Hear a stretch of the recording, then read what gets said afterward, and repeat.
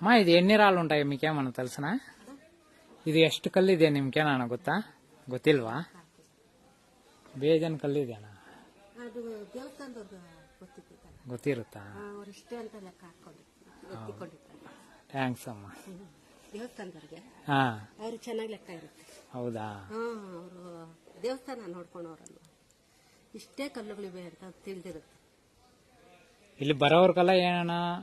కోరిక ಅವ್ರು కోడుಕೊಂಡು ಇದು ಮಾಡಿದ್ರೆ ನಡೀತದಲ್ಲ ಒಳ್ಳೇದಾಗುತ್ತೆ థ్యాంక్స్ అమ్మ ఇదండి విషయము ఇక్కడ వచ్చి మనం ఏదైనా తెలుసుకొని మొక్కుంటే దేవుని దగ్గర అంతా మంచి జరుగుతుందంట చూసుకుంటే మనకి అంత సూపర్గా ఉందండి దేవస్థానం ఏమో సెట్ అండి దీనికేమో గాజులు